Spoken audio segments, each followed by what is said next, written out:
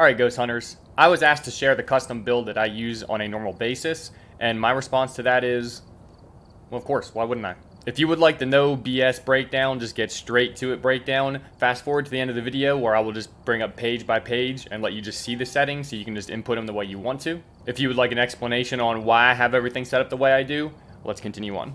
Okay, so in case you weren't aware, I do play with no sanity, no evidence. I just like to go in there. I like to guess the ghost based on its behavior, either during hunts or in between hunts, which there's very little time in between hunts. So naturally, starting sanity is at 0. Sanity pill restoration is also at 0. Sanity drain speed does not matter because I have no sanity, so it's cranked all the way up to 200%.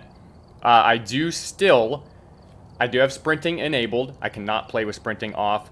Player speed is normal, 100%. Flashlights are on. Lose items and consumables, well, of course, you want those on, otherwise there is 0 rewards for that. And I can't stress enough, this game mode is basically as close to just a normal game mode as you can get. It's just, like I said, there's no sanity and there's no evidence. Turning off flashlights, turning off sprinting, stuff like that, to me, that's just not fun. I still like to have fun when I play the game. That is why things are set up as they are. Let's continue. All right, moving on to the ghost page. The ghost speed is normal, 100%. Roaming frequency is high. Changing favorite room is high. And again, these are set this way because no evidence. What is the point of trying to trap the ghost to a certain area so I can collect evidence when there's none to be had? Interaction amount is low. You can crank that up if you want to. Like I said, I'm just going to go through what mine is right now, and then I'll show you some adjustments you can make to make it even a little bit better or a little bit funner for you. But nonetheless, interactions are low. Event frequencies are low. If it's a ghost that's going to event, it's going to event. Friendly ghost, of course, is off, because if you turn that on, no rewards to be had. All right, now this one is really important, and I really want to discuss this one. Grace period, 5 seconds.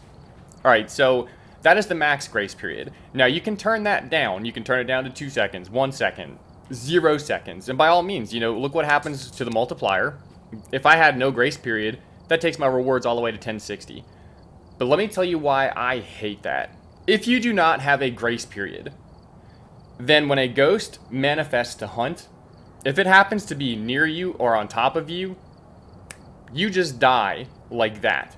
You die before the front door to the house even closes, before you even know what's going on. Now, a lot of people don't really pay attention to this. They don't really think it's that big of a deal. They'll crank the grace period down to 0 seconds just to increase the multiplier, and they think it doesn't really affect them. But then they wonder why they're always getting spawn killed, or why they're just always dying, just right out of nowhere. Guys, wraiths, phantoms, banshees, all of these ghosts will either teleport or they will roam to their target. So when they spawn for a hunt, they are on top of you.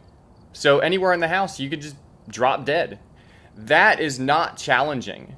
That is not fun.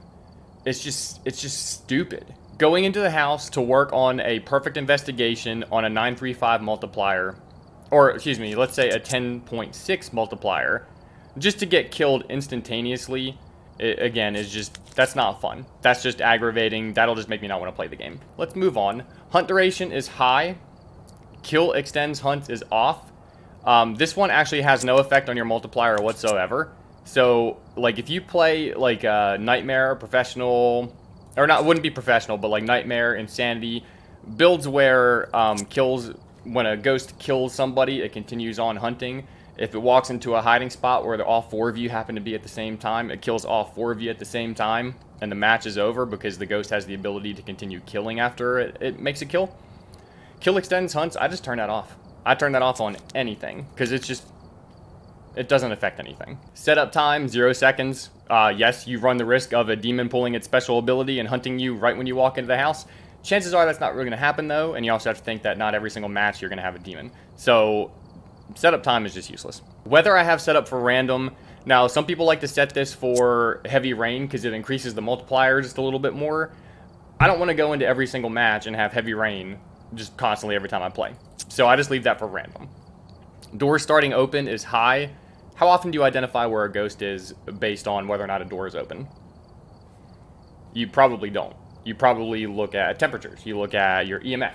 You're not looking at, oh, that door's open, that must be where the ghost is. So, why not have it on high? It doesn't matter. Now, number of hiding places is none. And the reason for this is because whether hiding is turned on or not, there's always places to hide in a house. You can hide in corners where pianos are. There's a, let's see, if you're at Tanglewood, you can just sit on one side of the kitchen island out of the ghost view and crouch down, and it won't roam over to you. In the dining room, there is a dresser right over by the patio doors. You can hide behind that dresser. Also inside of Tanglewood is the baby room, the baby changing station. You go over to the baby changing station, you open up the bottom door, and you can hide in that corner right there. Not just for Tanglewood, but for any map, there's always places you can just hide behind. So you don't really need hiding places. Plus, hiding places, if I turn this on, it's going to open up closets.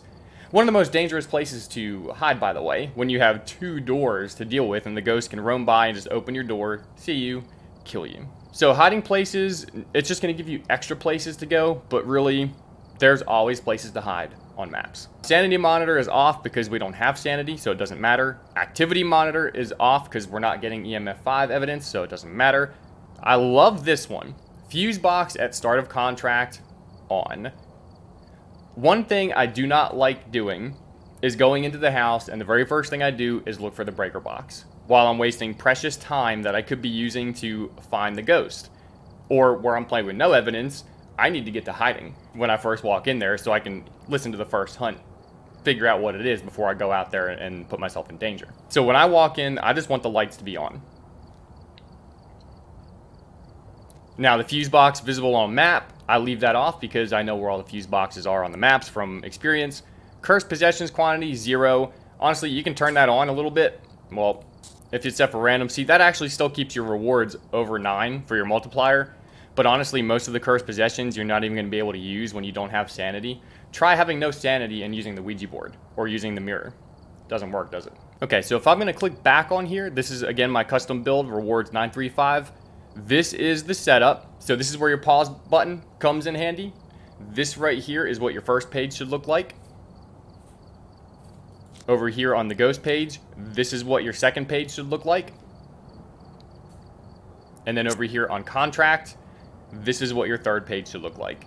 These are the settings for a 935 multiplier. Again, it's not the best multiplier you can have, but it's definitely a really good multiplier. It's over 3 times better than a professional multiplier. And again, I still have flashlights, I still have sprinting, I even have the fuse box on to start the contract, so I walk in the house, I can turn the lights on immediately. Did I forget a really long grace period so that way I do not get spawn killed by ghosts? So this is my custom, this is what I play on, this is what works for me.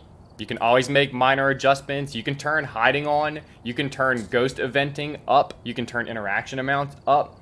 I think you can do all that and still keep your multiplier like over 8. So that gives you more options to be able to hide. It gives you more eventing, so you get the ability to take a picture of a ghost. If you have like capture a photo of a ghost as one of your objectives and you're uncomfortable doing that during a hunt. So there's still some things that you can do to adjust this, customize it, make it your own. This is mine. Thank you for letting me share with you my custom game build. Get out there, hunt some ghosts. Good luck to you.